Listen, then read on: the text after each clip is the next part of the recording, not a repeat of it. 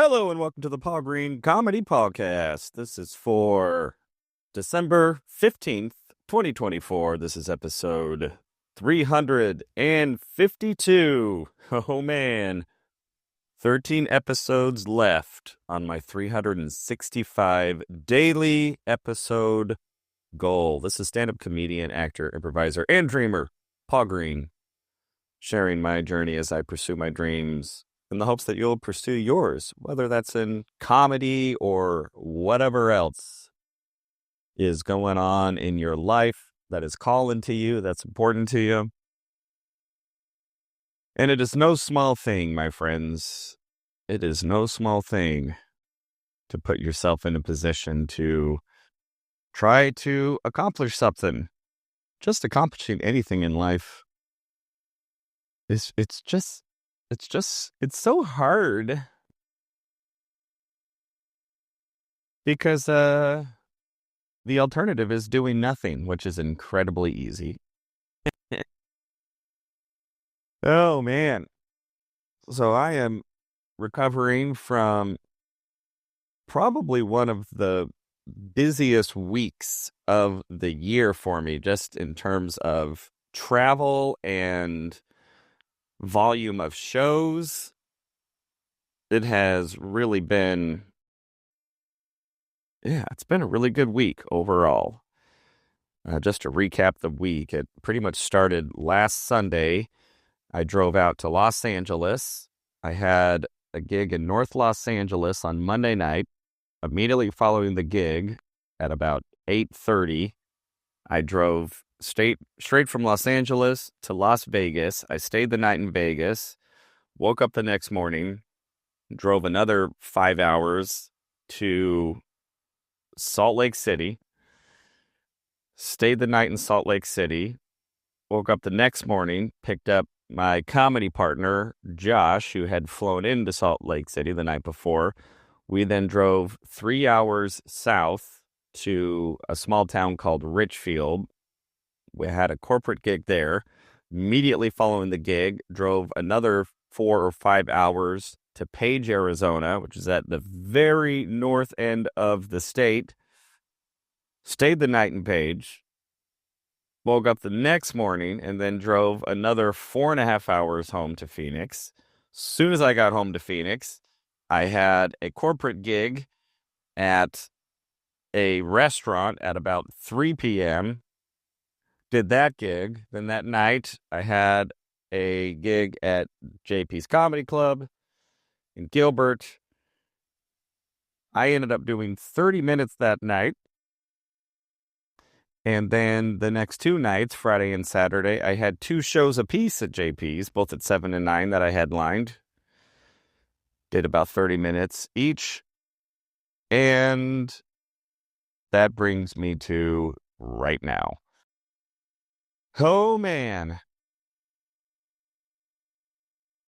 It really is just remarkable because, I don't know, it's hard to see progress in the moment. It's hard to just sort of step back and go like, man, that is incredible that I get to have these experiences, that these shows are starting to come my way. Now, sure, do I have bigger dreams? Do I have bigger ambitions? Absolutely. But, if you had told me even a couple of years ago that I would be having weeks like this, how many shows did I have? 6, 7, 8 shows divided amongst 3 states where I was headlining all of them. Pretty cool, everybody. It's pretty cool. So, really grateful, really excited, and now it's kind of a bit of a calm period. So I had a frantic couple of weeks, and now I've got pretty much 1 show on the books for the rest of the year. So I guess these podcasts are going to be kind of boring here for the next little while. So, not going to have anything to talk about. So yeah, that is the brief recap. So let's talk about these last shows that I did at JP's, because they also represent for me a pretty significant milestone.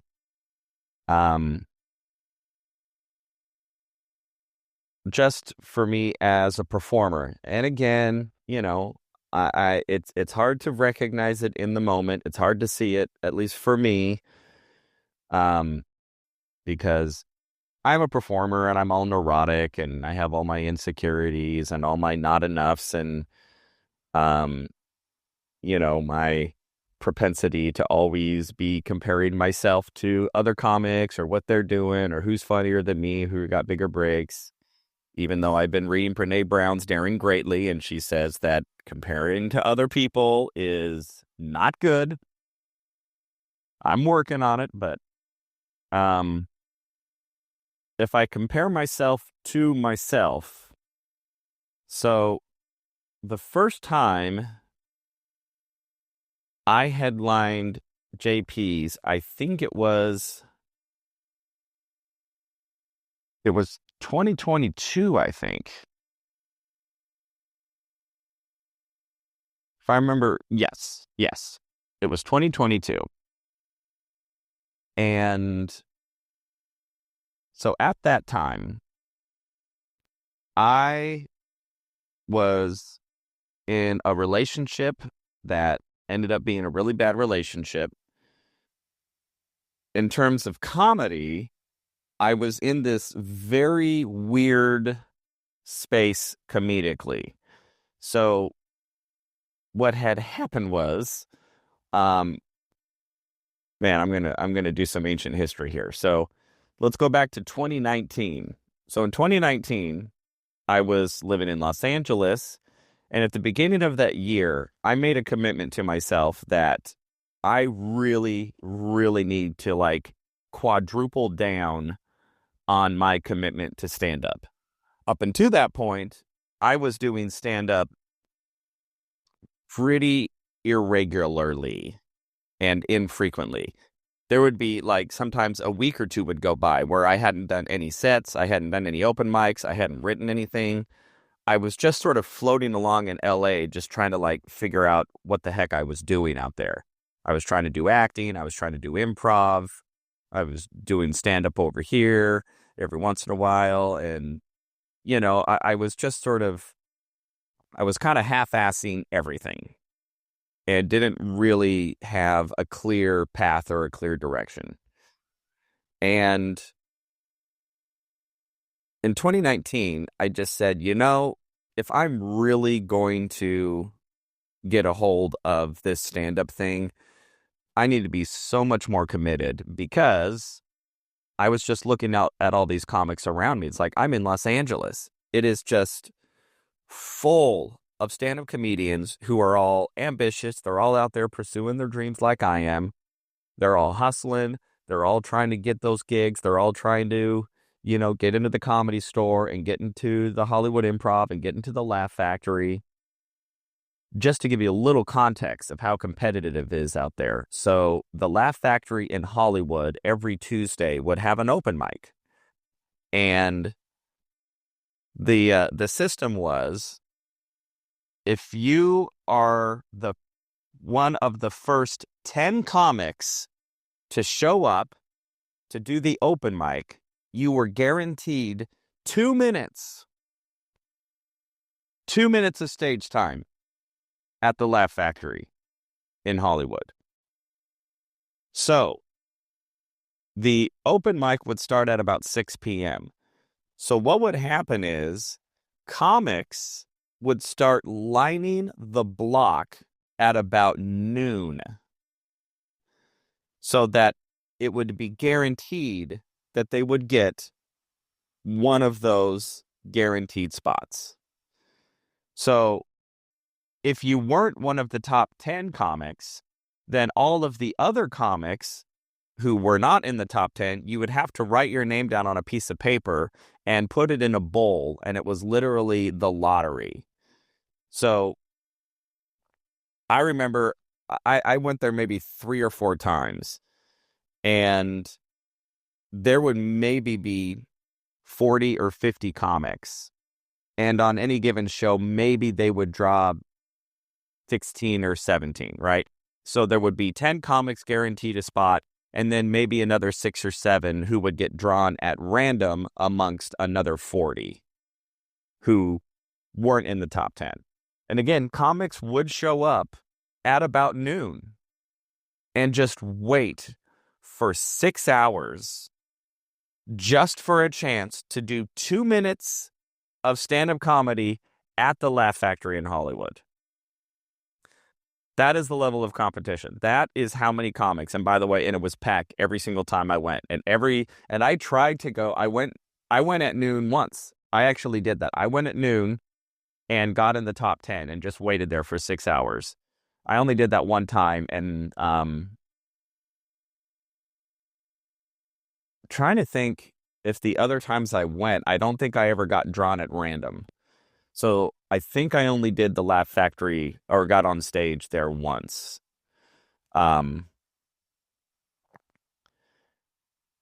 So again, that's just the level of competition in Hollywood, right?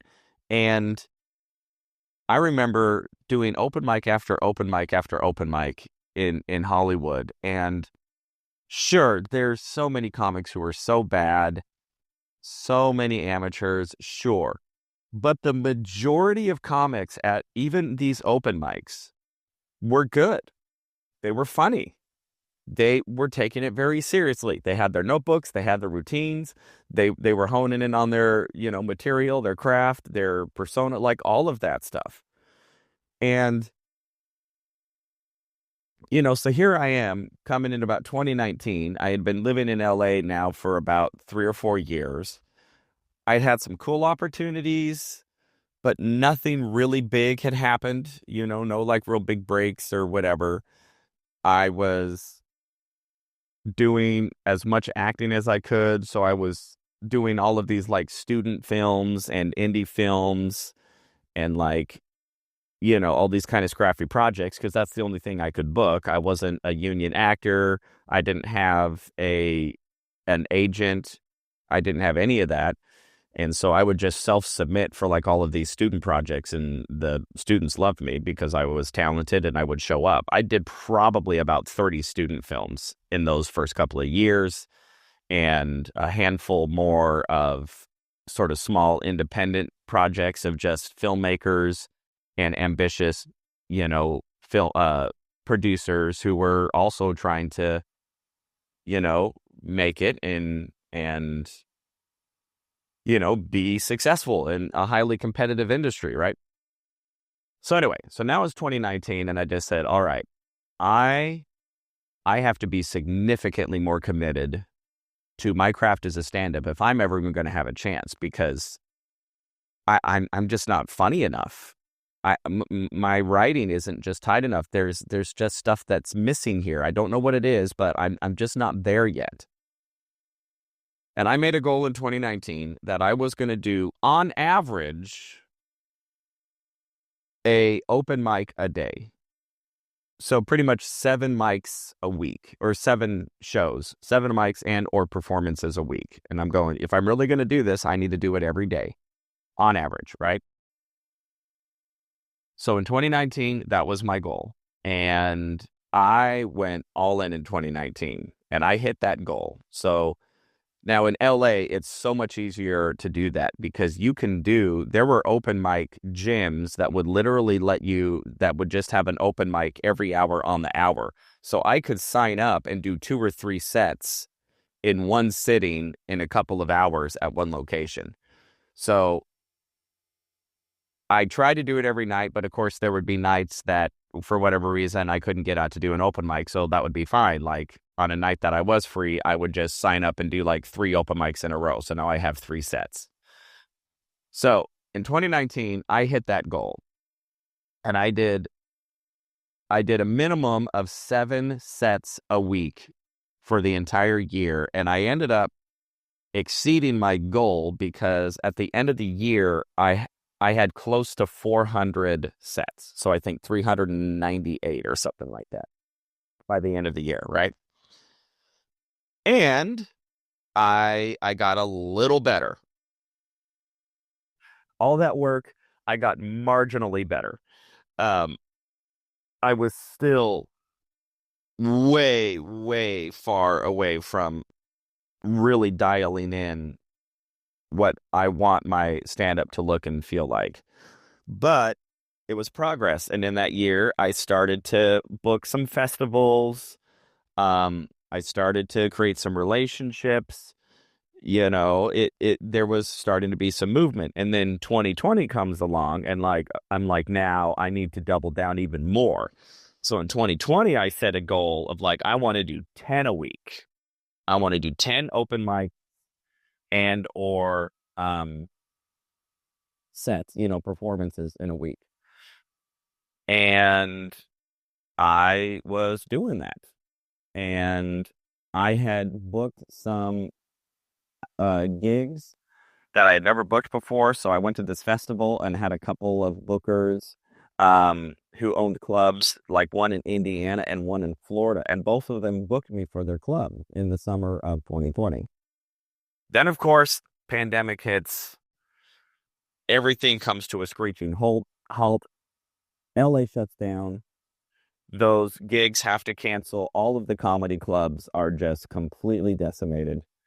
And everything that I had worked for in 2019 in terms of momentum, in terms of connections, just completely goes away. So then 2020 happens. And I get totally thrown off my path, my game. A couple other of incredibly discouraging setbacks happen that I really don't want to go into. And by the time 2021 comes around, I was sort of in a free fall. I really didn't know what the heck was going to happen and what was going to be next for me as a performer, as an actor. I'm still living in LA. I was still, some gigs started to come back in 2021. LA slowly started to open back up. There were a couple of, producers and bookers who knew me who would, book me for kind of these small independent shows, like at a coffee shop, or there were still some Zoom shows going on. So I did a couple of Zoom shows, but I hadn't really generated any new material. I was still doing all of the material that I had developed in 2019, which was okay. It was decent material, but it was just it wasn't great. And 2021 happens. I start to get back into stand-up a little bit, but I'm pretty traumatized and definitely never really regained anywhere close to the momentum and drive that I had in that 2019 year and the start of 2020. So 2022 rolls along. At the start of 22, I finally start to get my mojo back. I just start overcoming all of the trauma and all of the pandemic and all of a bunch of personal stuff that had happened. And I'm like, okay, let's go 2022, right? Well, then within a few months, I end up getting into a relationship with a woman back in Phoenix. I end up moving back to Phoenix to pursue that relationship. And it really ended up being a bad fit for me. I will just leave it at that. And yet, somehow, I don't remember how, I get booked to headline JP's somewhere in the middle of 2022. I seem to remember it being maybe around May or June of that year. So at that time, it had been almost 2 years since, almost 3 years, 2.5 years since I had really been focused on stand-up. And, I still had all of that old material that I was doing in 2019 and the beginning of 2020. It was still sort of floating around in my head. I still knew how to perform, but in terms of giving stand-up comedy the energy and focus and dedication that it requires to hone that craft, I was nowhere near, right?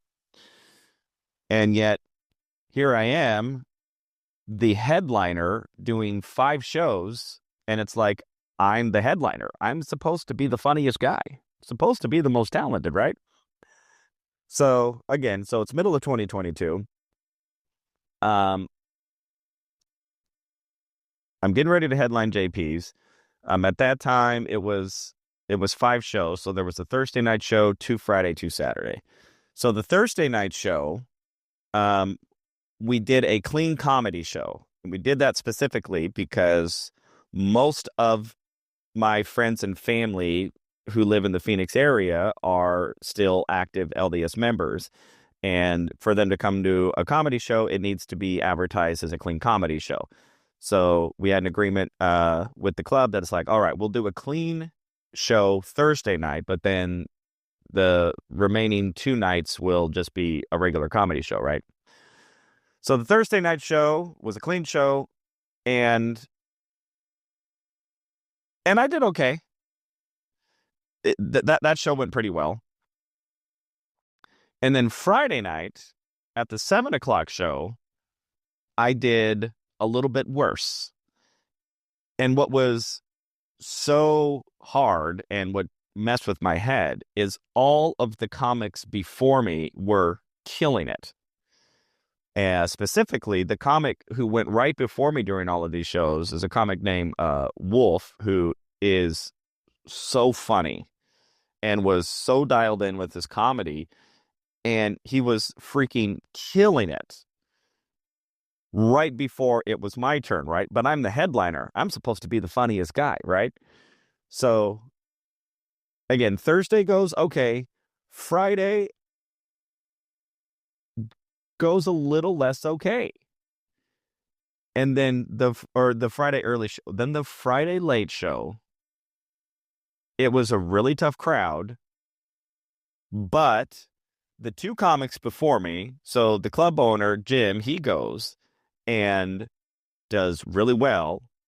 And then Wolf goes right before me, and he does really well. Like, they both get that crowd, who was a tough crowd to begin with. They both get them laughing and get some energy going. Well, now it's my turn. I get up and I start doing my material. And again, this material now is pretty old. It's pretty antiquated. But it's material that has always worked. And this audience is not having it. I pretty much start bombing. And I really mean bombing. Like, there was about 2 minutes where they didn't laugh at anything I said. They weren't buying it. They weren't buying what I was doing. And there's a lot of reasons for that. But a lot of it was because the material that I was doing it just wasn't honest. And it was kind of jokey joke. And now, dishonest jokey joke material actually will work if the jokes are really good and you're committed, and if the audience is just really wanting to laugh. And most of the time, audiences at a comedy club are, which is why that material that I was doing would work most of the time, because it was at least written fairly decently and, whatever. The material was fine, but it wasn't great, and there was so much more missing from it, right? But this audience, it was like, oh no, they are not they are not here to give any freebies. It's like they really wanted, some in their face, very honest comedy, which is what both Jim and Wolf did. And, they were just so much more present with their material and with the audience, right? And it was the first time in a long time that I was on stage and that I was actually afraid that I was actually going to bomb beyond recovery. Like, I got, like, literally started, like, cold sweating, nerves, like, oh my gosh, I'm doing this material, which usually always works, and this audience is just not believing it. They're not having it. And I'm supposed to be the headliner. And the comics before me in this same really tough crowd were getting big laughs. So I can't totally blame the audience. Like, this is on me.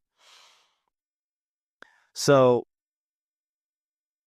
I got so freaked out that I just stopped doing material and I started doing crowd work like 4 minutes into my set, which is like one of the biggest indicators that there is a problem. Now, I like to be interactive with the audience. I like to riff a lot.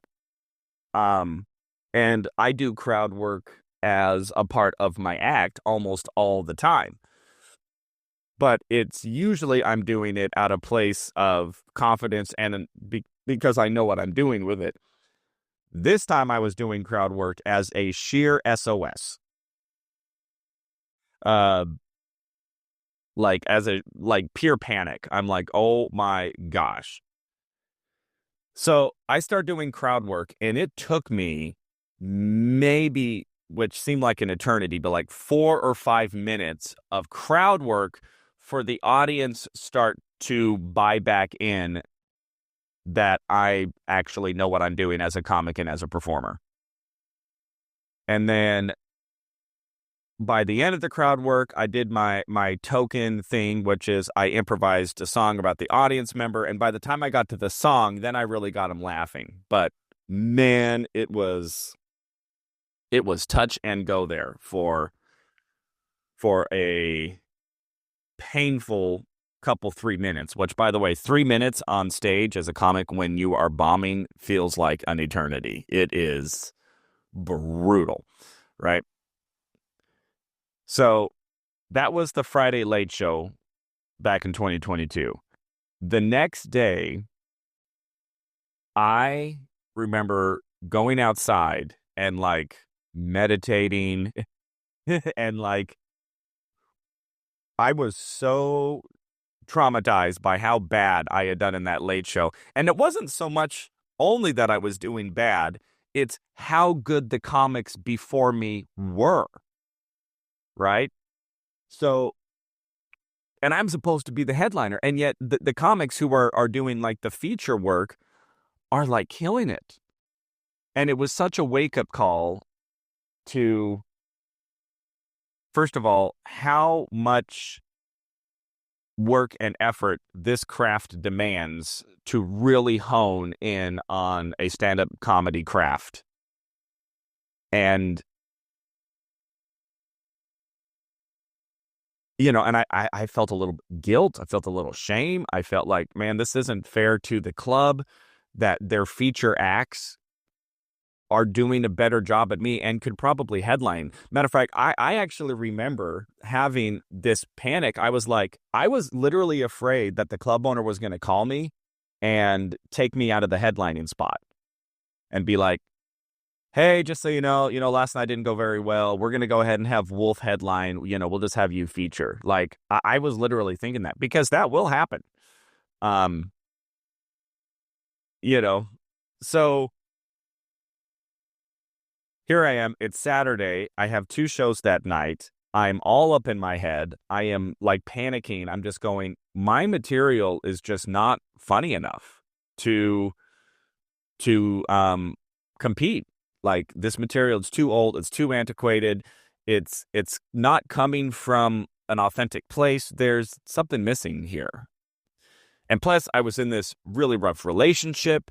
And so, like, I had had these huge major life changes. I didn't even know who I was anymore, like, just in real life. And most of my material comes from, being like single guy. And now I'm in this relationship, and yet it's not going well. Like, I didn't know what was up or what was down. So that whole Saturday, I totally, I remember like going out back and literally just sitting like in the sun and just like meditating. I had my journal, and I had to like get myself into like this spiritual place. And I made a decision. I'm like, in these shows tonight, I am not going to do any material because my material sucks. And I just had to own that.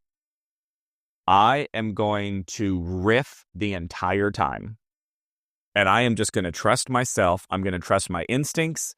I'm going to trust my comedic timing. I'm going to trust my improv skills.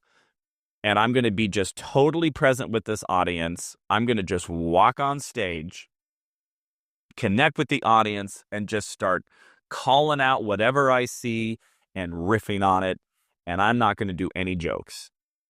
So the 7:00 show, again, all the comics before me are killing. I have to follow Wolf Brown, who's this big Native American guy who is just, he's aggressive, and he is unapologetic and so funny and just gets huge laughs. I've only seen him totally kill. And then it's my turn, and it's like, I'm the headliner. I need to be the funniest guy.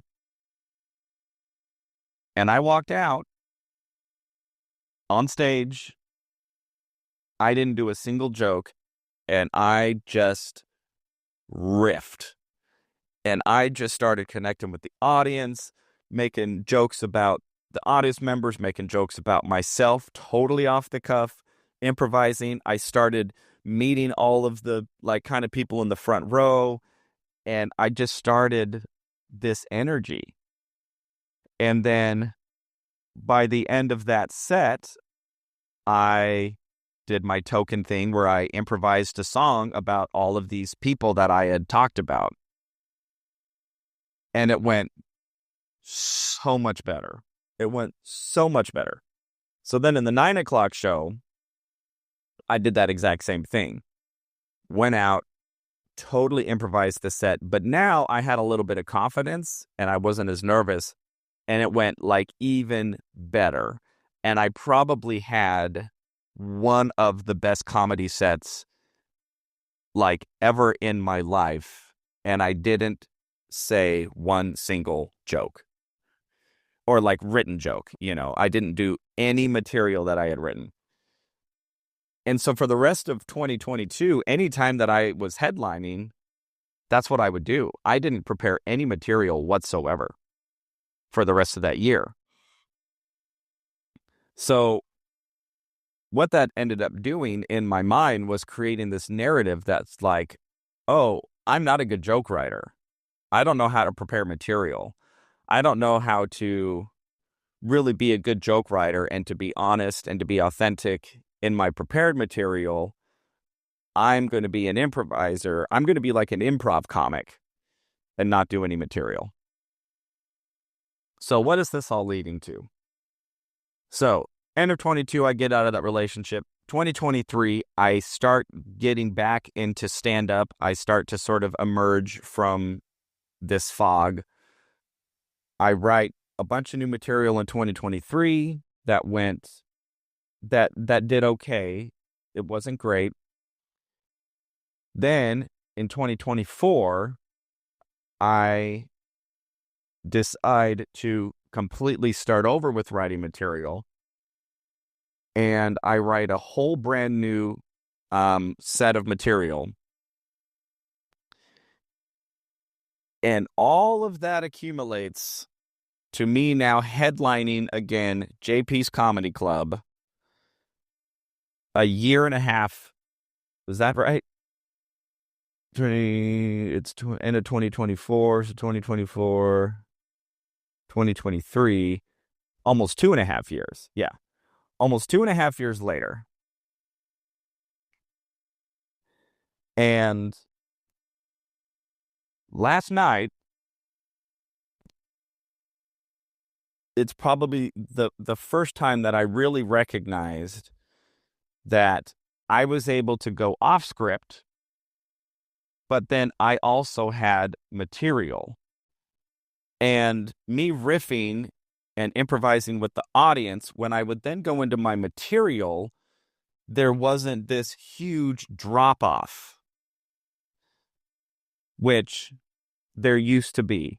Like when I would riff and I would improvise and was in the moment, it was so much more funny than when I would go into my material. And then when I go into my material, there would just be a significant drop off in terms of energy and funny. And last night, I did both. I was riffing with the audience, I was being present, but then I would go into my material and there wasn't this huge downshift. And all of the comics before me were totally crushing it. I had to follow a comic named T. Dot, who is so incredibly funny. And it just reminded me of like, man, I remember when I had to follow Wolf as the headliner, I was sweating bullets because I didn't think that I would be able to be as funny as he is. Now I'm following T. Dot, who is also incredibly funny, but I just went, no, that's fine. I'm going to be able to rise to this occasion. And I feel like I did. So, retrospect. It is so hard to see growth in the moment, but sometimes you just have to look back at where you were a year ago or 2 years ago or 5 years ago and just go, well, it may not feel like I'm much now, but compared to where I was even a couple years ago, I have definitely made some strides. So that is what I'm going to be focusing on for today, is just giving myself a little grace, a little credit, which I'm not good at doing. I am much better at being neurotic and self-critical and, frustrated that I'm not, somewhere else. But it's like, for now, it's me just trying to learn to be grateful for where I am now, being able to recognize that, hey, there has been significant growth in my capabilities as a comic and as a performer and as a writer than where I was, 2.5 years ago when I was headlining the same club and almost totally bombed. And, and here we are, everybody. All right. That is all for today, everybody. Thank you so much for, oh my gosh, that was almost 40 minutes. Gosh. It was a long recap. All right, everybody. I hope you're all doing well out there. You're following your dreams. You're trying to find ways to recognize the growth and progress that you have made. Don't compare yourself to anybody else. Just compare yourself to yourself from the past. And hopefully that'll maybe give you a little encouragement to keep moving forward. This is the Paul Green Comedy Podcast for December 14th, 2024, episode 352. I love you all so much. I will talk to you tomorrow.